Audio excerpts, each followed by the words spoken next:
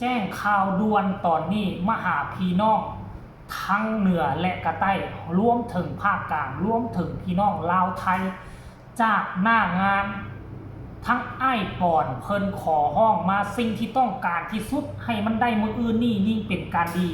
เพิ่นบอกว่า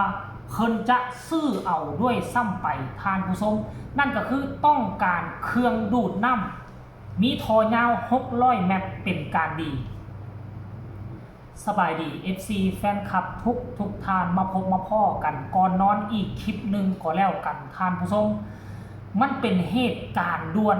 เนื่องจากทีมกู้ภัยไทยลาวและกระทั่งฟินแลนด์ที่เขาเจ้าปักหลักอยู่หน้าถ้ำการประเมินแล้ววิธีทางการแก้ไขมันมีดังนี้ทุกคนเนาะมือนี้เป็นมือแรกที่ส่งน้ำนักประดาน้ำหรือว่าทีมงานดำน้ำในถ้ำเป็นผู้เชี่ยวชาญทางถ้ำโดยเฉพาะ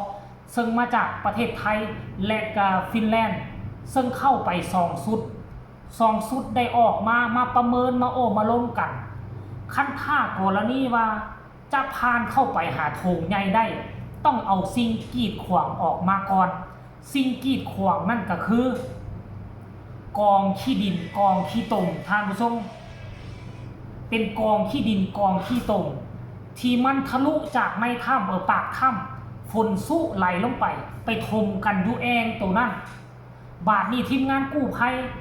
ไปแล้วก็ไปซุดอยู่หั่นได้มันบ่สามารถผ่านจุดนั้นไปได้แล้ววันนี้เครื่องจักรดูดน้ำปั๊มน้ำที่มีอยู่ในหั่นน่ะมันมีสายค่อนข้างว่าสั้นสามารถดูดเอาแต่บริเวณห่างจากปากถ้ำไปเมื่อกี้เท่าใดเมตร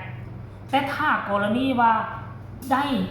ปั๊มน้ำหรือว่าจักรดูดน้ำตัวนี้มีสายความยาว500 เมตร600 เมตรนี่นะ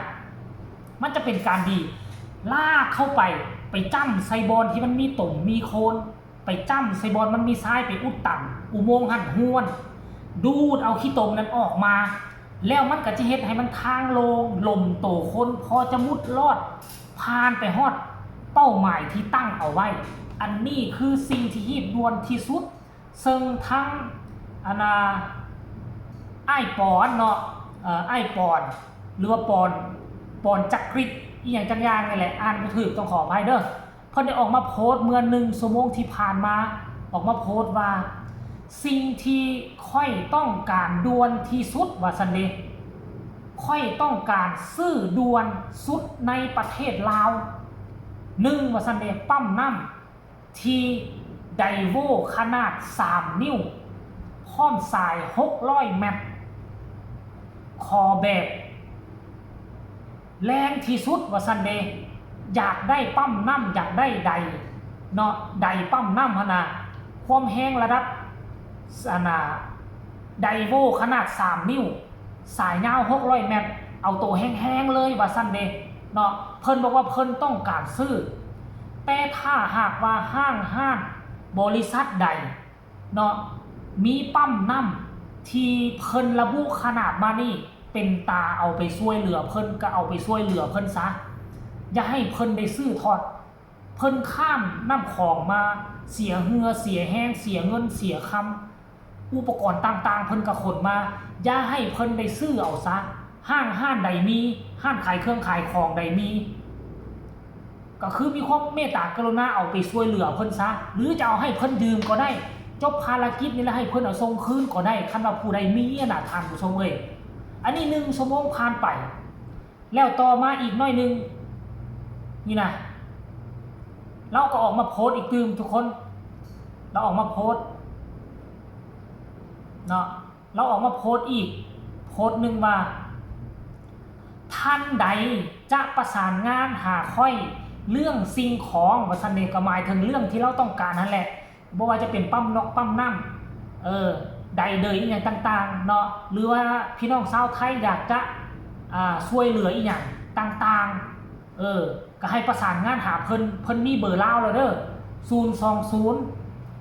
962 82 954 020 962 82 954อินเทอร์เน็ตเลขาผมฟังลาวว่าซั่นเด้ท่านผู้ชมคันพี่น้องชาวไทยจะโทรเข้าเบอร์นี้ มีแนวอยากช่วยเหลือหรือติดต่อหาไอปอนเพิ่นน่ะก็ให้ตืมเซเดอร์บวก85620เนาะแล้วก็ตามด้วยเบอร์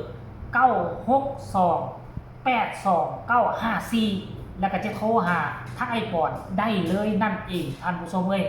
หลังจากที่ไอปอนออกมาโพสต์เนาะออกมาโพสต์ประกาศแบบนี้ FC แฟนคลับของไอปอนหรือว่าพี่น้องชาวลาวชาวไทยก็พากันเข้ามาคอมเมนต์เดี๋ยวจะไปอ่านคำคิดคำเห็นกันแล้วกันเด้อคิดถึงทอซิ่งทอพญานาคนครปฐมเมื่อครั้ง11หมู่ป่าจ้างว่าซั่นแมนทอซิ่งทอพญานาคนี่เอาขึ้นไปหาถ้ำหลวงได้เพราะว่าถ้ำหลวงนี่เป็นแหล่งท่องเที่ยวรถสามารถขึ้นไปจอดหน้าถ้ำได้แต่ว่าถ้ำตัวนี้นี่รถบ่สามารถขึ้นไปได้แม้แต่มอไซค์ก็ขึ้นไปบ่ได้สิเอาทอซิ่งทอพญานาคมานี่มันยาวเกือบ 7-8 เมตรพุ่นตัวหั่นน่ะได้ต่างใส่รถ10ล้อพุ่นมาตัวหั่นน่ะมันเอาขึ้นไปบ่ได้ท่านผู้ชมเอ้ยแล้ววันนี้น้ำก็มันอยู่ตื้นมันน้ำก็อยู่ลึกบ่สามารถสิเอาทอซุบเข้าไปได้หูอย่างเกาะเอิ้นปากถ้ำมันเลิกตะงอกลงไปหั่นแล้วก็มันดิกยาวแล้วนี่ไป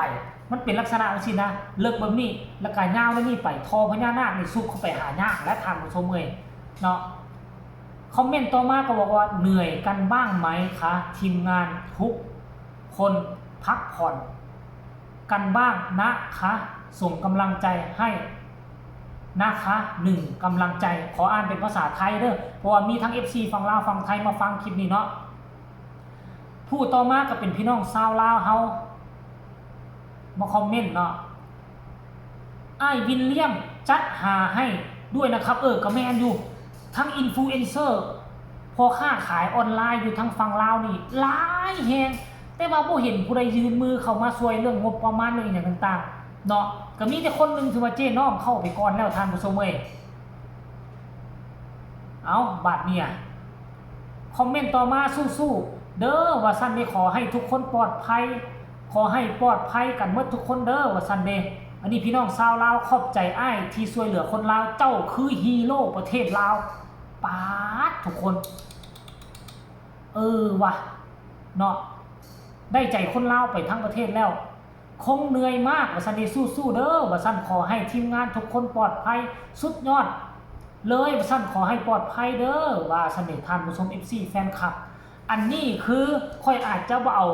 เรื่องราวเหตุการณ์อยู่ในถ้ำมาให้เบิ่งในคลิปนี้เพราะว่าเป็นการประกาศของไอ้ปอนจักริดเนาะ